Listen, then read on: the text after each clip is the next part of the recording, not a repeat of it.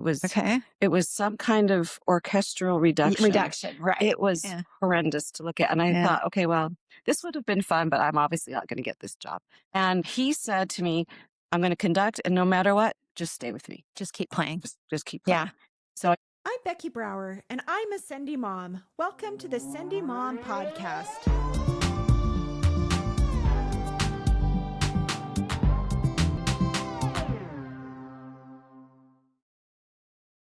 Welcome to the Sendy Mom Podcast. I'm really excited to be here with my friend Juliet Preston. So I'm glad to be here. yeah, thanks for coming. Podcast is really amazing. I've listened to so many episodes, and you're just like a natural interviewer. You just really engage, and it's great. Got Oh, a good good. energy. I'm glad you've enjoyed it. I have enjoyed having the conversations for sure. This is my happy place. Talking to other women. Yes. Yeah. I just love getting to those deep kind of questions and finding out how is it that people think that the things that they do and what are their stories? Where do they come from? And things like that. And how do they get past some of these obstacles to be more brave and to make their life the way that they want it to be? So we often just look at the outside and think we know everything about a person and know this must have been so easy for them and all that. And so to sit down and pick people and find out, this is what I really want to know about you. And how did you become who you were? I think that's a great opportunity. It's helpful because it normalizes the experience for everybody, right? Mm-hmm. So then you can look at that person. Oh, I looked at them and I thought they had everything going for them. But now I know they felt imposter syndrome before too. And they've been afraid to take a step here. And so I think that kind of helps people. So yeah, I appreciate that. Yeah. So Julie and I have been friends for, I don't know, probably 7 years or something like that. And we know each other from the Music Teachers Association. Mm-hmm. Juliet was trained by her mother, who was she taught me for about 6 months. And then I was unwieldy. I was such a bad student and didn't want her to do anything. So she set me on to Yvonne Bishop. And then when I was 13, I auditioned and got in with Solveig Madsen. And so I was with her for the rest of my years and then up to graduating from the University of Utah with her. Yeah. So, I mean, quite a pedigree, though, of piano teachers and being classically taught. And then also just being very involved in the Music Teachers Association and getting to know a lot of the teachers and everything. But you're so approachable. You're so easy to talk to. And so I can't imagine being otherwise. We all are. We're great. Yeah, I love that organization, even though you do a lot of work and you kind of wear a different hat every time. Sometimes you're president or you're helping out with a different job. But I think it's really a good support system. And my mom talks so much about the UMTA because she gained her ability to teach and had her questions answered from the other teachers. That's where her education was the group of teachers that shared how to teach this and that. And so not all teachers come to that with like backgrounds and degrees and lots of experience, but it's just a good organization. Yeah. And that's kind of how I felt too. And I don't think that I would have been as long a teacher if I wouldn't have had the camaraderie that I felt there. Juliet is part of a rock band, Memory Field, and you have a YouTube channel. You backtrack for some of your husband's drone videos, of beautiful landscape, right? Yeah. My husband is very talented at putting together music and film. He produced all of our band's music videos that we went to crazy locations and we would create fires and epic things. If you want to see a bunch of mannequins getting set on fire, you have to watch the end of Moon Age Daydream, which is a cover we did of a David Bowie song. But I mean, he creates these epic music videos. And so when we're not doing that, he goes with his drone camera and he'll just go to these really unique places that people don't get to see too often. Things that are just off the beaten path, like abandoned factories or just stuff that has a weird place in time, like time froze for that area. Interesting. Or just other like industrial, more industrial kinds of things? I was saying factory, but I'm trying to remember these. They're shaped like a beehive and they're down past Price, and I can't remember the name of them, but they were ovens and they weren't factories, but they're very cool. We shot some music videos there, but he'll find places. So anyway, he has got a lot of drone footage. And so I created instrumental music that goes with it. And it's just a little really different kind of ambient. And so we don't do that as Memory Field. That we came up with a name for that. And that's Second Moon Theory. Ooh, I like it. Well, I'm glad because it only took months. Yeah. And it's actually That's kind of cool. a science theory about a moon, second moon. I don't know. Some kind of There's some satellite. kind of, yeah. Some second satellite sounding really, around. something like that. That actually sounds like it would fit your music. Yeah, okay. Especially the ethereal kind of ambient kind of Yeah. music. So I Yeah. think that's really cool. So is it hours and hours of footage? So it's basically somebody could turn this on and work. It's and not hours of things like that. footage. It's Okay. the songs themselves are standalone songs. Okay. They're 3-minute standard songs, and they're on an album. So it's Second Wind Theory. You could actually download and buy those songs, and they're very cool. They could go with any kind of background. But we made little music videos basically without us in them, and there's no singing. So it's not that kind that you just put on the background for an hour and listen, but because it's hard to get really good drone footage. I mean, you have to shoot a lot of time to get just 30 seconds of perfect light, perfect scene, no car driving by. We've hiked so many really interesting places at 5 a.m. or leaving earlier and it's dark just so we could be at a certain location when the light was great. Yeah. So if you're a drone artist, you're up early because it's all about light. Who else is in your band? Just me and Billy on that. Oh, is that right? Yeah. Okay. Billy is really talented at playing drums, bass, guitar, and singing. And then sometimes we'll use other musicians. And that's one of the cool things about our studio, which is Wolf River Music in Orem, is that if we need session players like strings, other vocalists, horns, I'll arrange those background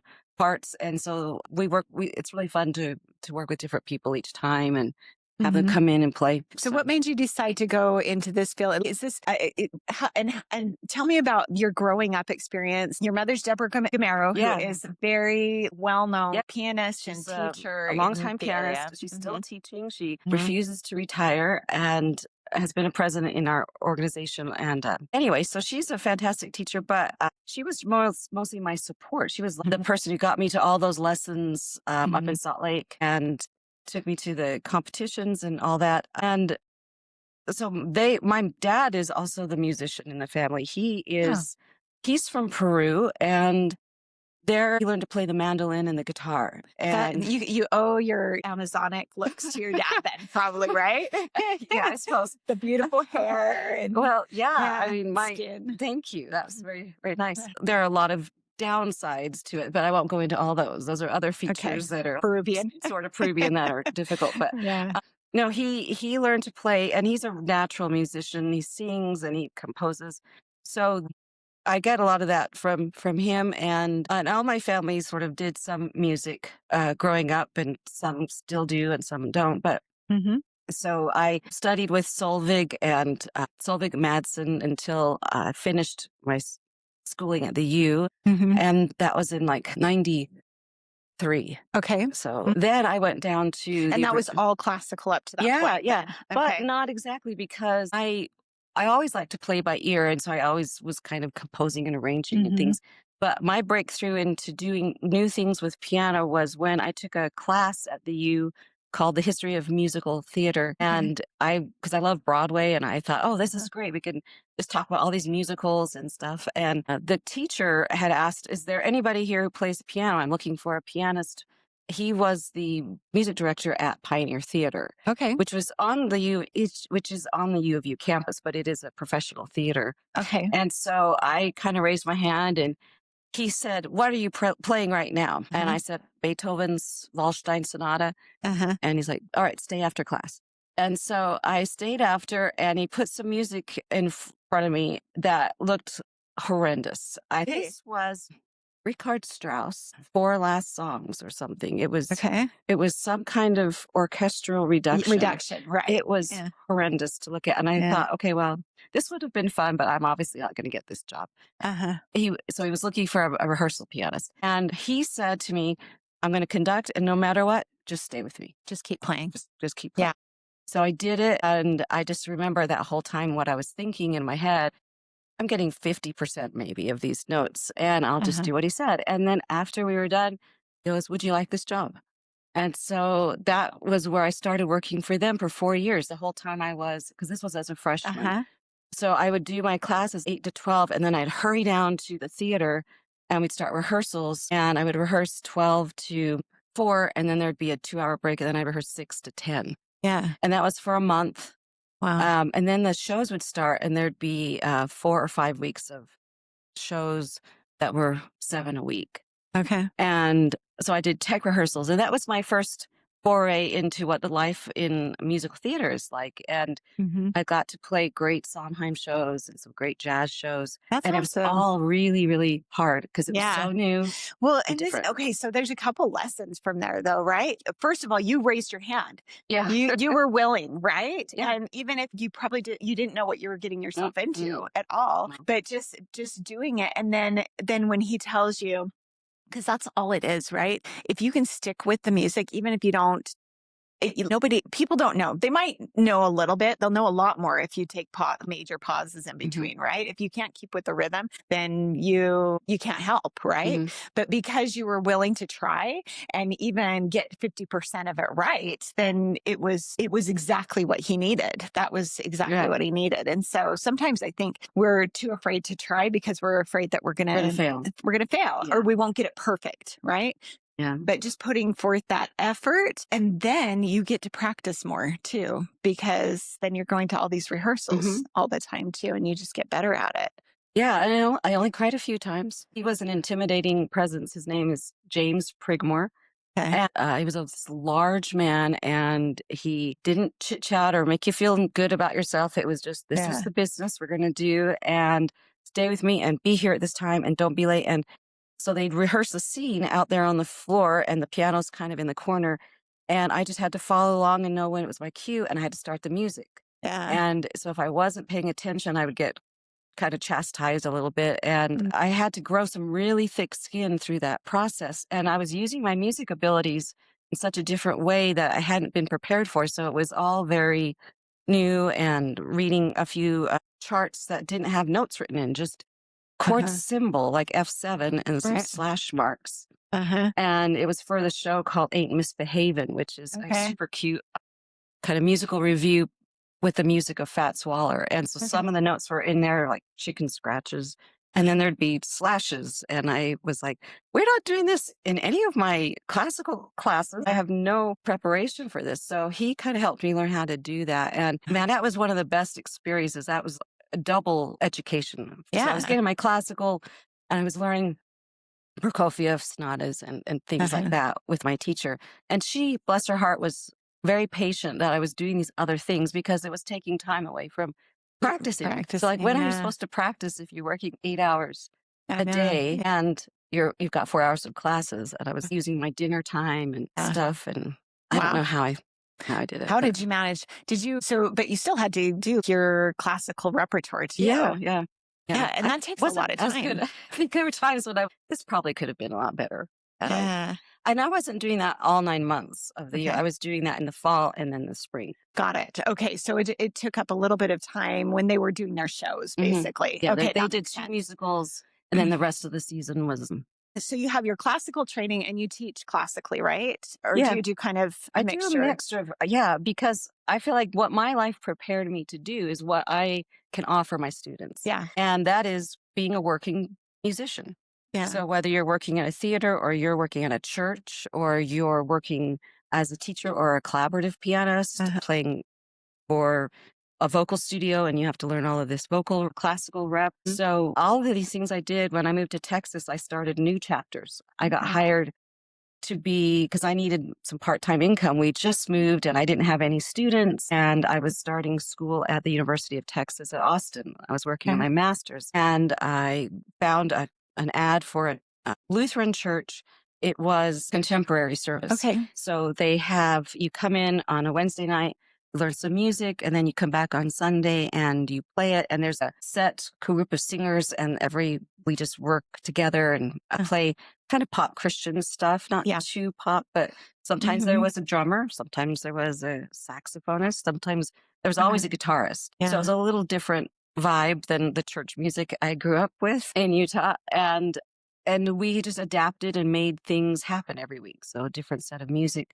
And then I started working for other churches as a sub for other people. So I got to see a lot of other styles of music. And how you put it together. Sometimes it's not everything is written out on the page, and or how you work with taking turns with other musicians, or okay, if you're doing the chords, then I'm going to focus on the bass line, and or we've got the melody covered, so I need to do more comping with chords, the backgrounds, because It takes a lot of creativity and knowledge to be able to adapt to whatever is missing, and a really good ear too. Yeah, it's interesting because I had Christy Skousen on the that one. That was great. Yeah, which was so good. We had such a great time. But she's kind of not the opposite. I wouldn't say the opposite, but she claims she doesn't have a very good ear and has a tough time listening or being able to play jazz or just picking something up, and she doesn't memorize. And I just find it fascinating that we all have different strengths and abilities, and that's what makes the world so amazing, is that we bring whatever we have and we offer it to have whoever needs it at the time. And nobody's pronouncing things as better or better. If we stop comparing these different gifts and offerings, and then we work together more, then we all grow. Yeah. Because if I watch you do something that's really cool, I'm going to try it. My little palace. Right. I have to think how I'm better than other people. That's just... That's limiting. It really is. It's like arresting your own development. Exactly. Yeah. Yeah. So now I love all of these wonderful gifts you have. And I went to the Collaborative Guild one meeting, and that's where I realized it's okay for me not to be good at this. And because up until that point, I had been trying to do all the music things. I'm going to be good at jazz. I'm going to be good at accompanying. I'm going to be really good at teaching and all of the different things. And it put so much pressure on me to show up for all of those things until I finally realized, actually, the one thing that I am pretty good at is being consistent about things and being organized. And so I had a very organized piano studio. And my students really appreciated that I had different videos that they could watch. And I had a very clear way that I was teaching them their technique that I'd gotten from Christy, and clear ways that I was teaching them how to read chords. And I had a system. And so that was the thing that I was really good at. And I had to get over this. No, I'm not going to be like, I'd go to my kids' choir concerts and I would watch the accompanists and I'd be like, I couldn't do that. I would try and I'd come away just crying every time. And you know what? I don't feel like I can do the organizing thing. That is where I feel when I watch other people who have a really good system and they stick with it and they're consistent and they have everything that they know to teach the student. I sometimes finish a lesson with a student and I hope they know what to do when they go home. Yeah. Because we got so involved in the lesson and I gave them all these great ideas, but it comes to me. So I'm more of the person who operates with what's the muse going to do right now. Yeah. And that works really well for being on the spot, being creative. And if you're all having that sort of as a door that swings very easily for me. But then in other areas where you said being organized and consistent with a plan, with a routine, that's where I really struggle. Yeah. And neither one is better.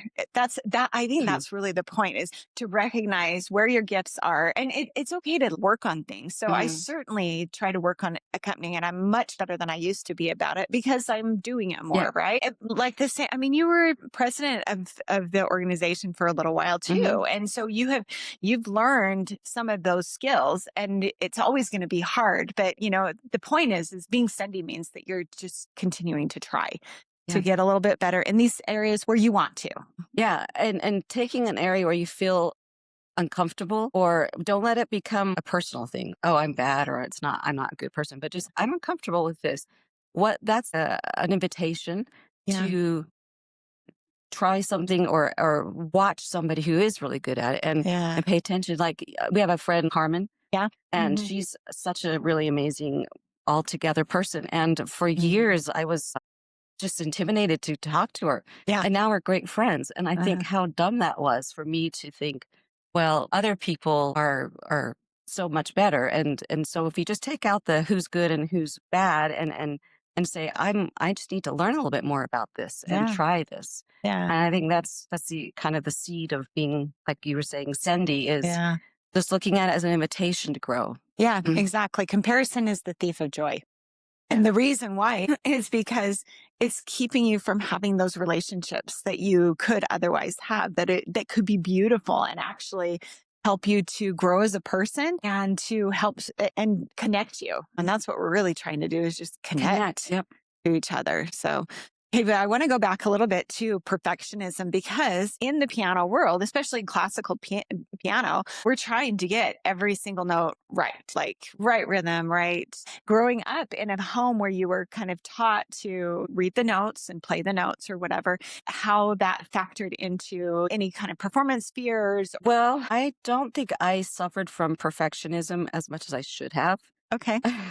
I gave myself a lot of slack growing up. I Okay. should have practiced more. I should have been more diligent. And so I don't think it came from my parents. I mean, my mom would just remind me to practice, but I would get sidetracked a lot, or I'd think, oh, that's good enough. And so I didn't have that as a real burden in my life of putting that on myself.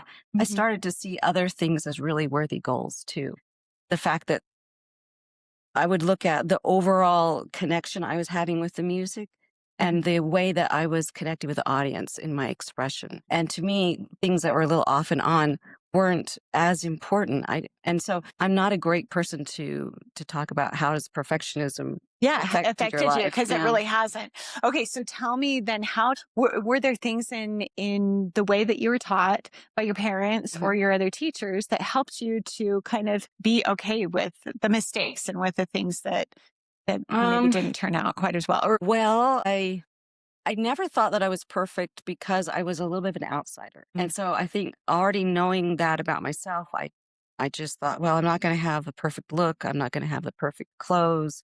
I'm not going to have all the right friends. I'm going to have things different. So I've always felt being different was my bag. And I was okay with that. My parents were different. I mean, my dad and my mom were not both white, and I looked different growing up. I mean, from elementary school, I just had the way people looked at me.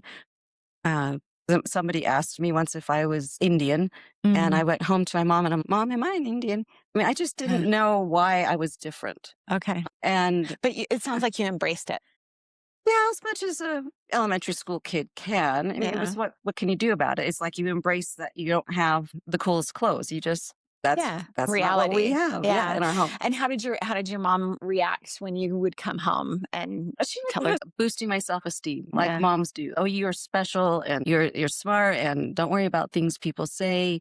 So I just thought I'm going to be coming at things from the left side, not straight down the middle. So I think you were asking about being in school and how I dealt with things. I just wanted to succeed because my parents were expecting the best for me to want. So I got good grades and I had some natural abilities to do classes like math and English weren't really that hard.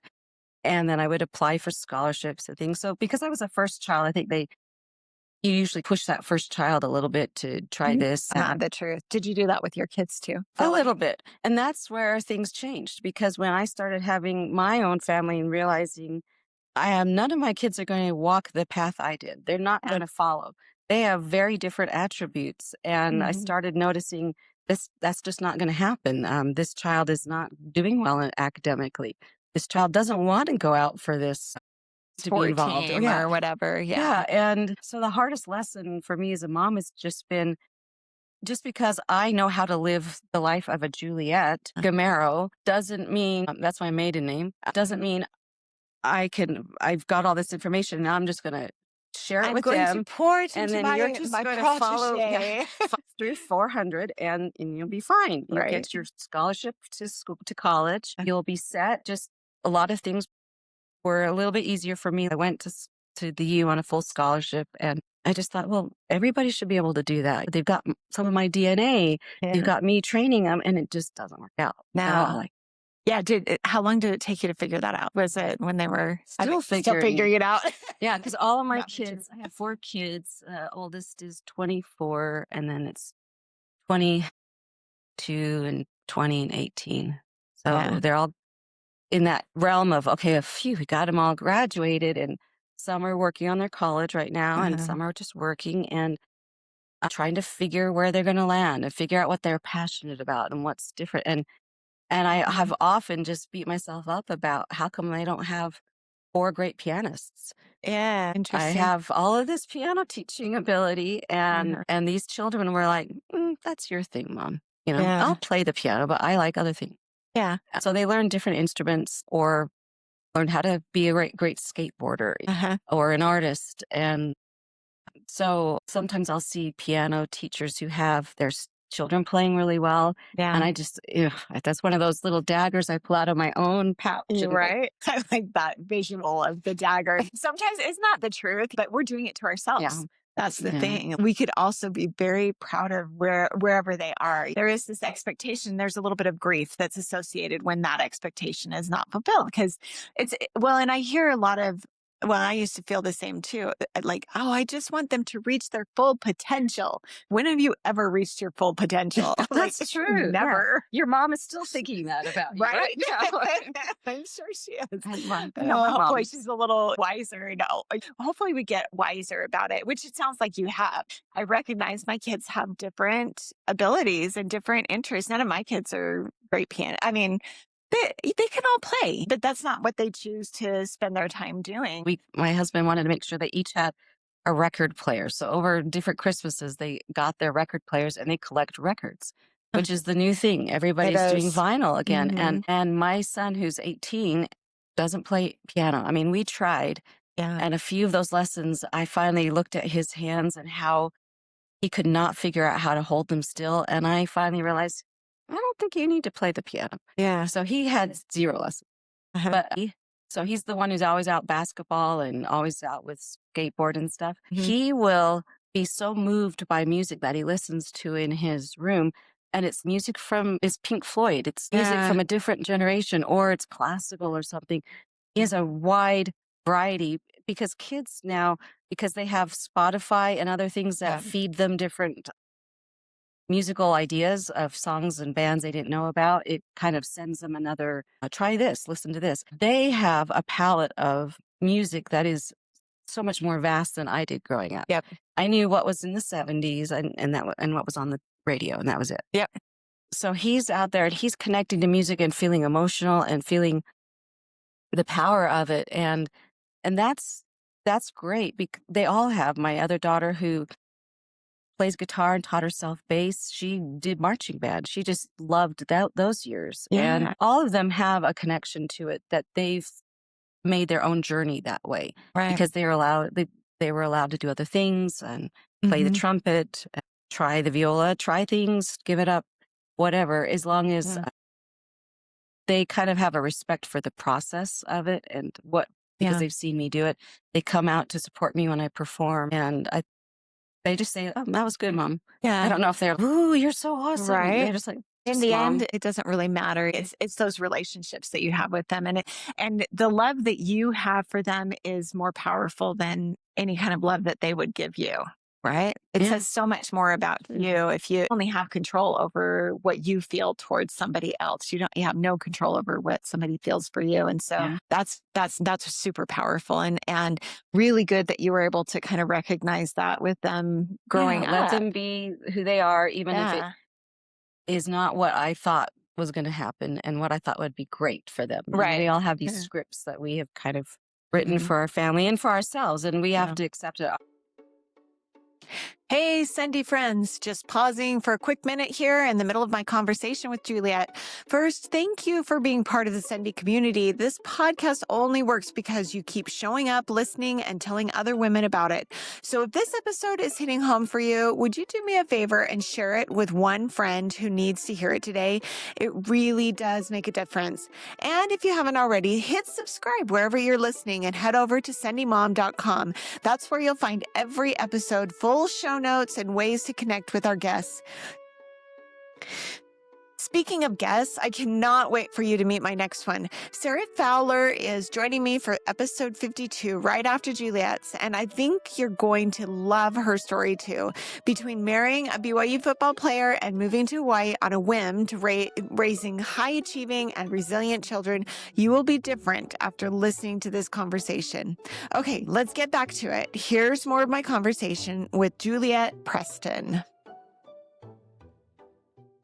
Our life, once we got married, we've got another person in that story, and now there's new things, and so being in the band is not something I really ever aspired to do on a professional level, but that has taught me a ton about being a musician. And I never would have learned how to maybe write horn section parts or come up with drum patterns and things that I do when I make music. So I have to credit that experience with making me a little bit more of a musician than I could have made myself. Yeah. How did Memory Field come about? Well, when my husband and I got married, he was in a band at BYU because he was a BYU student. And And he played the drums? no, he was bass player at the time. Oh, okay. Yeah, electric bass. Electric bass. Got it. And a guitar player. And then when we moved to Austin, we decided everybody's in a band in Austin. It's the city ordinance. You have to be in a band. Got it. At least at that time, for sure, because they have all the venues. They have Austin city limits. I mean, it's just a really big part of the culture of the city. And so we had different names for our bands and different lineup and personnel. And we tried to get gigs. And we went and found a studio and started recording our music. And just you and Billy. We had Billy, me, we had another guitarist, we had a lead singer, a female singer. Okay. Because we weren't comfortable with singing at that time. We've learned how, and that's a very Sendy thing for me to do, is to sing in a recording studio. Record. Oh my gosh, that is so hard. Okay, we're going to talk about that later, but finish telling me about Memory Field. So yeah, we have usually 4 people, and then we'd hire a drummer so we have a 4 or 5 piece, usually a 5-piece band, and we would perform, and it was hard and difficult. I mean, being a musician is pay to play. Yeah. You go to all this effort, you buy this equipment, and you rehearse, and you drive down there, and they'll be, okay, you get the door or half of the door, whatever comes in. And they don't just pay you for your services for an hour of playing. So sometimes you'd walk away and go, oh, we made $35. That's great. And we need to pay our drummer $50 and we need to pay. So it was always kind of an investment to gain the experience. And we never made it real big there, but we got to tour some of the towns we went up as far as Lubbock in Texas and played some different bars. And anyway, learned how to record. And that's where Billy really fell in love. He's my husband. He fell in love with the idea of owning a recording studio. And because that's where he wanted to be, is after he played the parts, he really wanted to go into the bowels of the recording, of the engineering room and try different things and move the knobs and try different effects. And so he wasn't just interested in playing. He wanted to produce and create music. Okay. Yeah. So we've just been doing that off and on. Then we ended up, the band had a good old fashioned blow up. We were living together. It was crazy. It was like a movie. We rented a giant house, and the guitar player lived with us, and a singer, and they all had their dramas. And then we did it because rehearsal space is really hard to come by in Austin. We didn't want to pay monthly for it, so we had a house that had a really big room, and we could keep all of our gear there. And then we'd rehearse. And did you have any kids at the time? No. It took us a while to get kids, and so for about the first 10 years, we didn't have any children.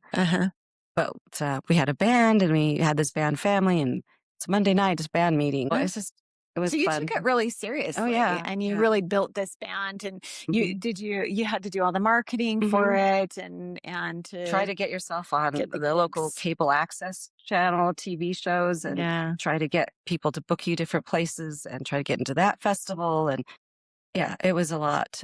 And it's all late night stuff. And it was a blessing, I guess. We couldn't have the children at that time. And we finally had fertility doctors help. And then we had the children when we were in Montana.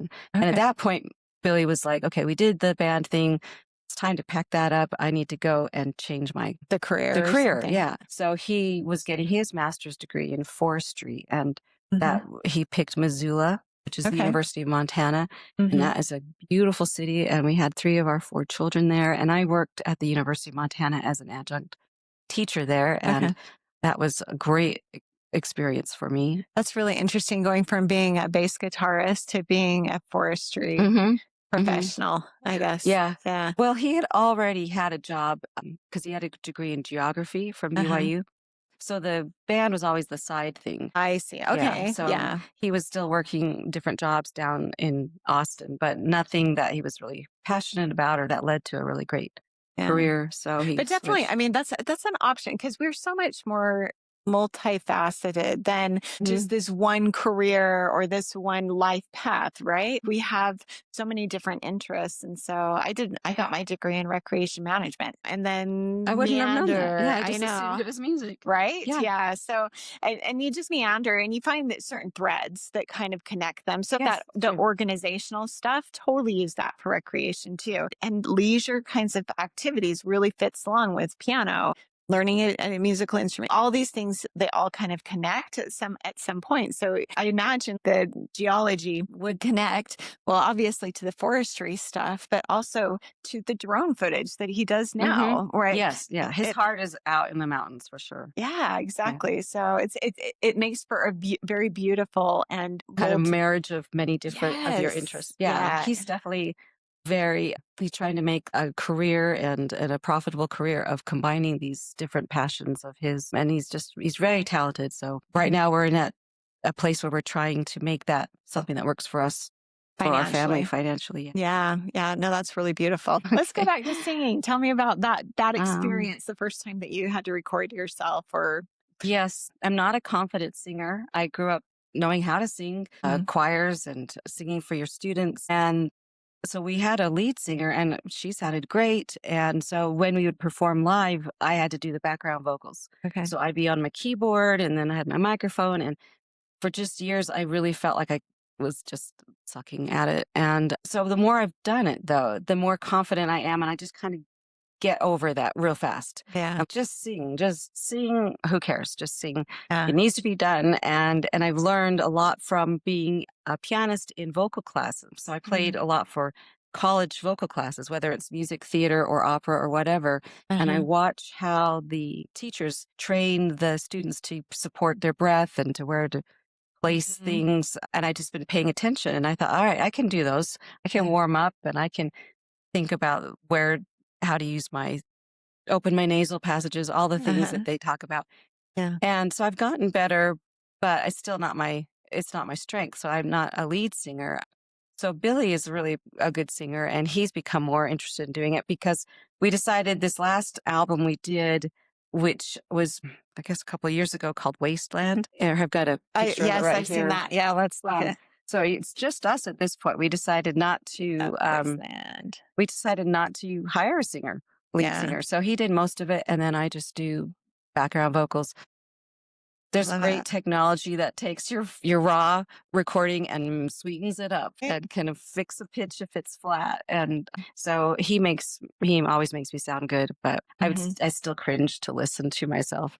Most people are like that. Even my daughter records a little bit too, and she doesn't Mhm. like listening because I'll turn her music on in the car because I'm so proud and I think she sounds great. And she's like, "Mom, turn that off. I want Yes. to see it." Yeah, You you're know? so much more critical of yourself, Yeah. and that is the lesson we try to tell our students is get yourself out of the picture. It's just music. Yeah. You're taking music and sending it to an audience. Exactly. And you're sharing this with other people and it's not about you. That's really what you have to get to. If you can get to this point where I'm just giving what I have and I'm just sharing this and it's for whatever you can take out of it, great. But it has nothing to do with Yeah. who I am. So And I look at other singers who are very famous who don't have great voices, yeah, and that didn't stop them. right. And they're like, I'm passionate about what I do, and if you like it, great. If you don't, Yeah. great. Exactly. Yeah, you just have to put it out there. That's the thing. And I guess that's what makes you Sendy is being willing to not only just push record, but then to push the button to send it off to wherever, to Yeah, Spotify or wherever you're going right. to be publishing it, YouTube That or people now are quick to be very negative online because yeah, it's a anonymous source. yeah, I'm just going to rip on this song or yeah. whatever. We've had a lot of negative comments that Billy. Well, I wouldn't say we had a lot, but he never lets me see them. He's like, I deleted that one. Well, one thing But that you I've just go on anyway. And I'm just yeah. going to keep recording. And Yeah, exactly. You just keep doing it. And one thing that I've heard recently that has really helped me with that kind of stuff too is those comments say so much more about the person who's saying it than it does Mhm. about you. Yeah. And so one of my guests, Rachel Farnsworth, she's a food person. She's put out several cookbooks and she's kind of a personality on. She's got a website, all this, and lots of followers. And she says, if you were sitting on the subway and somebody were to come up to you and say, I don't like your gray hair. What would you think about them? You'd think, what is wrong with this person? This is very strange, right? And so if you can kind of approach those comments from that perspective of why would somebody say that? There must be something wrong with that person. Then it can help you to kind of feel like separate yourself from. And I bet that person isn't recording their own music and putting it out there. That too. Yeah, exactly. There's some people that think that they're being brave by calling out other people for their mistakes. And then there's people that actually do the stuff and just put it out there. So yeah. So we're doing the best we can, and we're not going to be perfect. Yeah. And we're in an industry that's for the young and what's trending. And we know that, but it's been a place where we can explore what it means to be a musician in our own terms, on our own terms. And even if it's not going to take off, I just have this comforting feeling that my grandchildren and their grandchildren are always going to be able to say, listen to this song that my ancestor did, because art, when you create it, it can last forever. And how people view it later down the road might be completely different than right now. I love that. I love anybody who could create art, and it's just there for those who come after us. Yeah, who are looking for it. Yeah, I really love that. Okay, so let's talk a little bit about the way that you raised your children and how they've been able to feel more confident and ways that if you were deliberate or not deliberate about teaching them to take risks. I trying to figure out how deliberate I was with children. Like I mentioned earlier, I kind of go with what the moment says to do. Yeah. And so that's not very deliberate at all. But I think overall it was to give them as much independence and freedom to choose and freedom to learn from mistakes. Yeah. Let them wander a little further than other moms let their kids wander. Take them out to explore lots of different things, different cultures, different people, be around. I wanted them to feel like they could do anything they wanted to do. So that was maybe a deliberate overall overarching concept. That's kind of your parenting philosophy. Yeah, is really like let them explore and you've done that with just the example that you've set, even just putting forth your music and doing what you love to do. Children can't help but be a little bit proud of their parents when they do those kinds of things. Bit. Yeah. Even if they don't say it, they're going to be the ones that are showing their kids and their grandkids. Look at what grandma used to do. So I'm one of those, you have to love them even when they're not doing what you want them to do, and show them love and help them. We were always about prioritizing mental health and going to counseling if needed, and relying on your family and talking and communicating. And we'd have family meetings and just say, this is a place to say what you need to say, or to tell what you're struggling with. I have a daughter who just graduated from Utah State in science, and that's just fabulous. Anytime you have women doing science, I think is fabulous. And she's so into bugs, and she knows everything about bugs, and she is in love with this field she's chosen for herself, and she sees a future career in it. And she's going to go on to graduate school. And yet I think about the times when I watched her dancing and singing, and I thought, oh, she's going to go on to Broadway. Right? And she's got the long blonde hair, and she's going to look great, and she's got a great pitch. And I just had all these other ideas for her. And so to see that, it's a good thing I didn't force that. It's a good thing I didn't insist, oh, you need to go back to these dance classes, and you need to go to these auditions, because her heart wasn't in it. And now I can see she got to choose, and she loves what she's chosen. And my other daughter is an artist, and she's chosen a medical field. And my son, who is very talented in creating music, he wants to be a writer. He is writing. He's a writer. And so you're hoping that whatever you've kind of encourage them to do is viable for them, for their lives, and that they can find work and still support themselves and support their families. And so you're just crossing your fingers the whole time that you have older kids. And it's not like you need to pretend. You just need to get to a point where you can celebrate whatever they're passionate about. And however they're showing up, we can be happy about, because they're happy. That's all you really want, is for them to be happy, because you realize how hard that is in life. Right. And Yeah. even yourself will be like, I can't say that I've figured everything out and I'm happy. I've got it figured out. Yeah. Yeah, So what never. makes me the expert on happiness? Yeah. Okay. Tell me about any crossroads that you came to in your life where you weren't quite sure which direction you wanted to go. Supporting my husband in his entrepreneurial adventures has Because he's done that quite a few times. After Missoula, what did he end up doing with his forestry stuff? he worked for the Forest Service for up until 2 years ago. Okay. And so he's not working for them now. He's working for himself. And so maybe it's building a business as a couple is kind of new as a crossroads, because it involves the fact that neither of us got business degrees. And so we're learning together and trying to figure things out. And it's always a crossroads when you have to work with somebody that closely, that's your spouse. I'm envious of people who they each have their own thing, and then they do that, and then they come together and they're there for each other. But our together is so intertwined with all of our business, and what we're doing, writing music, and it's a harder thing, I think, for How a do you couple. do that? How are you able to still be a couple and also be business partners? Well, it's a lot like this. If you're not getting along as a couple, then you're not working together as in your business. There's not, things have to get corrected as a couple in order to kind of move forward. And sometimes you just do it anyway. And then you still work down in the studio anyway, because you have a client and you have to do the music they hired you to do and work through it. So it's just, there's lots of conversations. it's a lot of conversations. Yeah. And a lot of, we need to talk, we need to go on a walk, we need to, in fact, right now we're reading a book about communication. Because I think it's about time to revamp some of our communicating patterns, and which is so super hard when you're as old as we are. You've got your routine of how you respond to each other and what buttons get triggered or pushed, and to rethink, walk that back through a few steps of, wait, that's how we got down the path before where we were angry with each other. Now let's try a different thing that we're learning. So we're still trying to be better at being each other's teammate.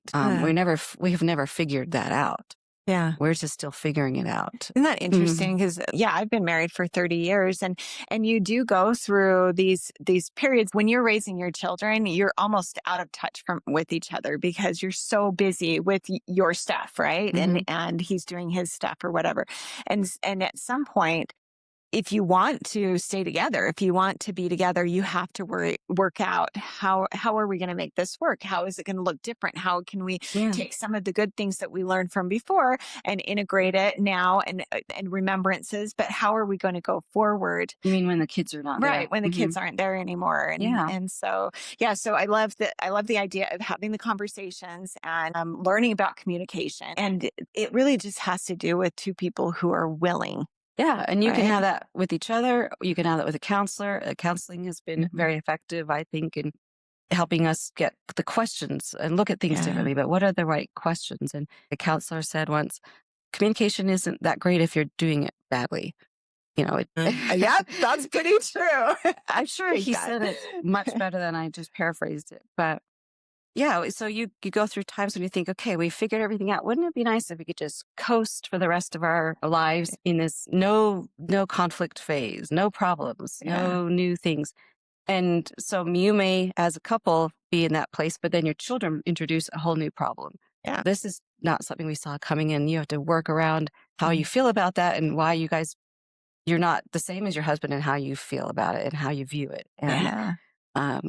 And honestly, always something comes and just ruins your sleep. Right? But life would be boring if we didn't have some problems to work through. I'm okay with boring. I could handle it for a month. 6 months of boring. Okay. 6 months of boring. All right, fine. Yes. Yeah. But there's no growth. I guess that's what I mean. There's no growth without a little bit of the friction and the conflict, right? Yeah. It's how you respond to that conflict. And so it sounds like you're doing it in a very healthy way. And it doesn't always work out. And that's fine. People have to decide how they're going to deal with when conflict comes, and sometimes it's impossible and one person or the other is unwilling to make the changes that need to happen. And so disillusion happens sometimes in marriages at this point in life. But I'm always curious how people are able to manage to get through it, because I don't know that it necessarily, sometimes it gets better, right? If you, being single is a much better situation than when you were married. But sometimes you just end up with the same problems again because you're bringing that to the new marriage or whatever is happening. And so I think it's really interesting. Are there any other insights that you've had with, I mean, especially having to work so closely with your husband, any other insights that you've gotten for doing that not badly? I'm actually trying to look back on the positives. I'm writing a book, a journal. I call it The Story of Us, because I think what we've been through as a couple from when we first got together and all the things we've done together, that our kids really didn't see a lot of it because they weren't paying attention, and they saw some of it. They've helped us on music videos, but behind the scenes and the struggles and what we've learned, I don't think they would know. And I've often thought it would make a really interesting movie to me Yeah. of how do people do what we're trying to do and still stay together. And so I'm kind of writing this memoir in a way of our story Yeah. that hopefully I can finish. And as I'm doing it, I'm trying to think. I just got a little overly worked up back then. Yeah. So I'm trying to not panic, not hit panic buttons all the time of, oh, this isn't going to be good. We can't do this. Yeah. This is going to be the end of everything. And so monitoring my fears and figure out where they're coming from and what I'm bringing to it. We each have fears. I think that's the main thing. If we could slay our own dragons real quick before we come together and try to communicate, but we bring a lot of things we're afraid of, and then when we express this, the other person feels like it's their fault. And so it kind of gets thrown into their realm of, oh, you're upset and you're upset here in this space where I am. It must be me. And that is really insightful. Yeah. So we're we both have these fears, and we're working right now trying to put them on the table in a really, I don't know, I can't speak for him, but I think that's where we're at, whereas we need to put them on the table. This is what I'm bringing. This is what I'm afraid of. This is how I was raised and what my parents were afraid of. Yeah. And I took on their fears too.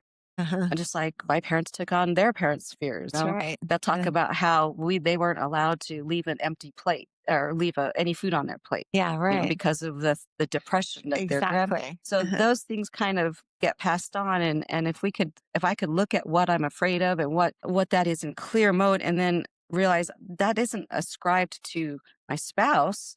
This isn't his fault. This isn't his fault. And so how I deal with that before we talk is really important for me. Yeah. So No, I love that. And I love the idea too of writing a new story or looking for good evidence of when things have gone really well, because so often we fixate on all of the negative things when we're. Yeah, I'm good at that. I am really good at. Most of us keeping are. a list of all the negative things. Yeah. Because I think what it is for me is that I'm afraid if there's a lot of negative, then my choices have been wrong. Yes. If there's mistakes, and that's because I am not doing something right, or I'm in the wrong place. And to accept that life is going to have these wrong notes all throughout. Yes. And you're just keeping the tempo. Yeah. I love that. It like brings it full circle. Stay with the beat. Stay with the beat. That's not what he said. He just said, keep on going. Yeah. That's what he said. I'm just going to lead and you're just going to follow. Oh, that's really beautiful, Juliet. And that's such a good reminder for life. Just stay with the beat. Just keep going no matter what. And you're going to find better communication, better relationships with people as you continue to try. Yeah. Just keep going. Yeah. And another thing that I deal with is if I'm a person who gets straight A's and succeeds at different things, sometimes it makes me think I know everything or I have it figured out. And that is a very false sense of pride. It's like a car going out that looks really shiny on the outside. It has no engine inside. I can drive. I've got this car. Everything looks good. And I think sometimes in my life, I've relied too much on thinking that I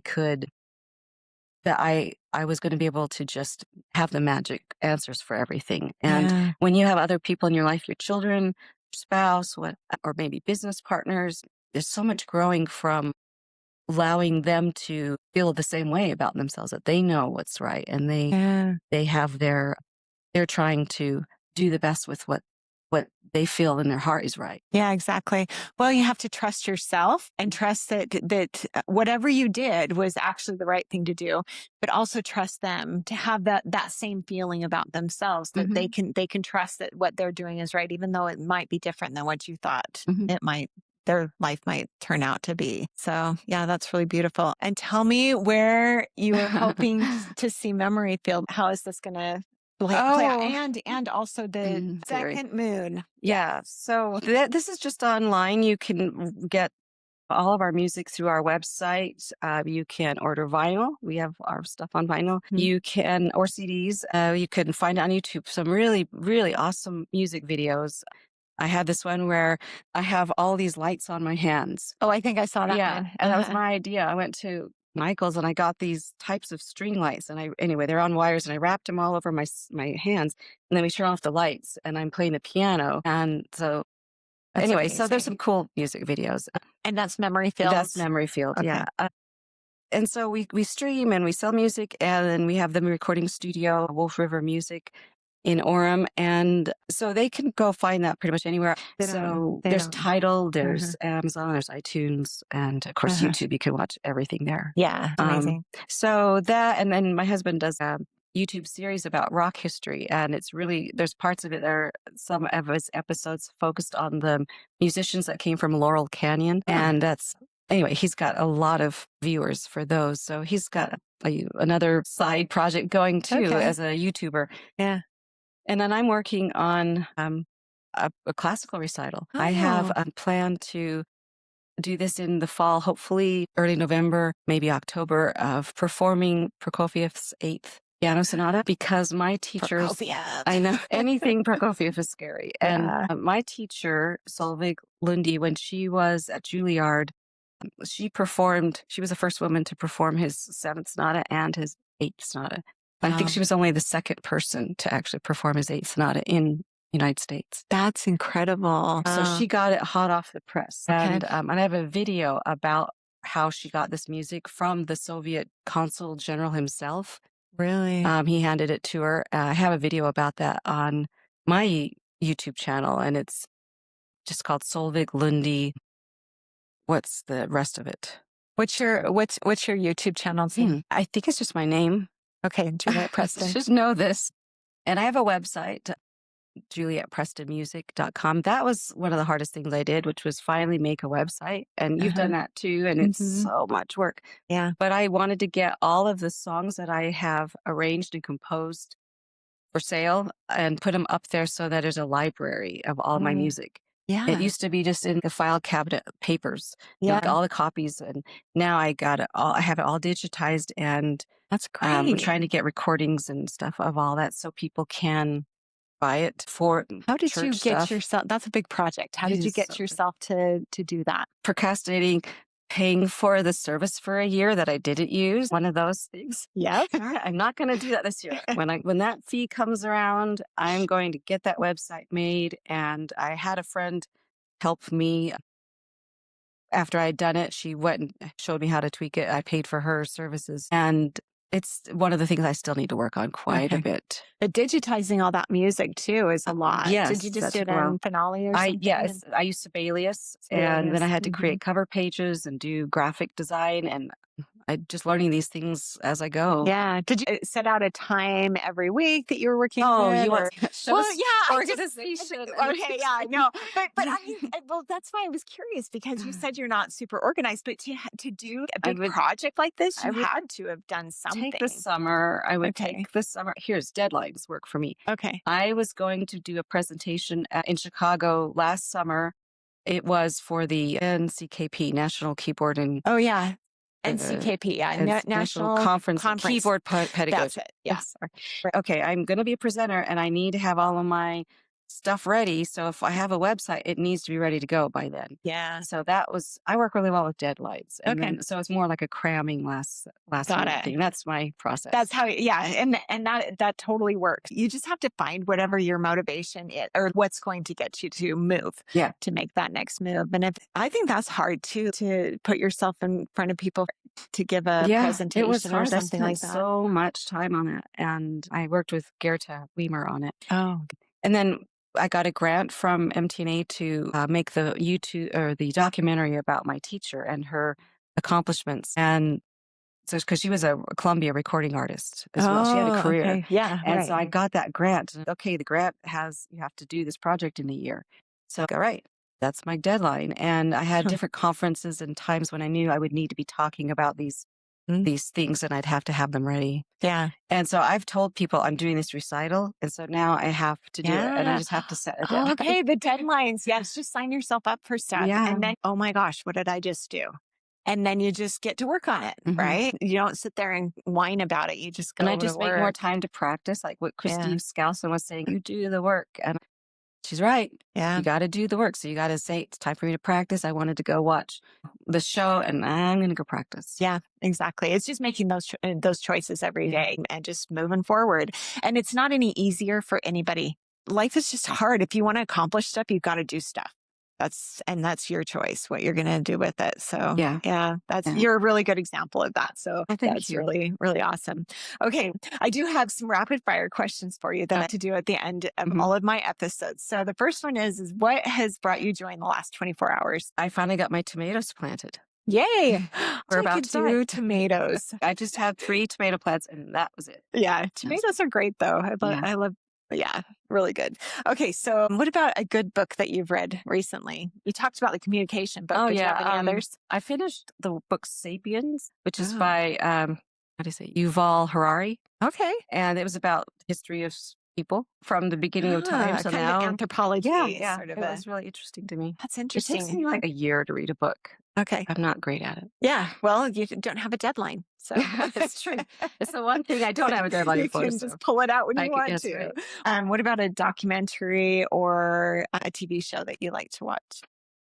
You put me onto the Suffs movie. Yeah. So good. I loved it. So it's about suffragists movement. And so it's a musical, but it was filmed. Yeah. So that was the most recent one that my mind has been like, okay, I need to research these people. I need to read these books. Yeah, no, it's so fascinating to just see the evolution of where we were and where we are today and how far we still need to go, right? But and have so much gratitude to these women who put so much effort into where we are. Yeah. And the way that it can hinge, these decisions can hinge on just one person or a group of people. So I love that. Suffs it's a Broadway musical by Shannon Taub. Yeah. Okay. So what about a charity or nonprofit that you support? Right now it's Utah Valley Monster Concert. Big support big. That is a fun event. So you started that 2022. Yeah, 2022. That's the first one. Yep. Yeah. That was it's a great program for kids to be able to, we started out with 8 pianos. I think we're to 5. 5 grand pianos, no digitals. Right. With either 2 or 3 kids at each piano. It's great. It's going to be at the mall again on October 31st. Very good. Yeah. And it's going to be amazing. So if your kids are playing or if you're playing piano, then go sign up for that. That's an amazing thing. What's something that you try to do every day? Lately it's practice. I try to get a good walk in. My dog makes me do that every day. If I can get a hug in from my son, those are great days. Always. Yeah. Always. That's really good. What about somebody from history that you really admire? Well, right now it's in the woman from that Suff movie called Inez Milholland. Oh, yes. She's amazing. I'm going to have to read her biographies. So I want to be more like that. I want to say, all right, I'm not worried about what people think of me. I'm just going to say what I need to say. I'm going to show up for these causes. And so right now that's one of the things I'm hoping to become more politically involved and stand up for the things I believe in. I love that. Yeah. And we need more people, more women like that are willing to stand up. So that's awesome. And what do you think I should try next? Recording. Come in and sing on your daughter's project or play an instrument. Just one little bit that you're captured for forever. Play a little bit or sing on one of her next projects. I love that. Well, this has been so fun. I think that I've learned so much from you. I love the deadlines idea of just getting things done and making the effort to just push forward. And also the perfectionist stuff that you didn't really have to experience because you just knew who you were and you were willing to just make mistakes all through the whole thing. I think is really helpful for people to understand that you don't have to be perfect to put your work out there for people to see. Totally believe that. Yeah. And that it's all about the connections that we have with each other. And the best is to stay with the beat. Just stay with the beat. And even if you make a ton of mistakes throughout the whole thing, don't give up. Don't give up and you just keep going. Well, thank you. It's been great to be here. Yeah, it's been really fun. So thank you for being with us today and we'll see you next time. In the words of Eleanor Roosevelt, do something every day that scares you.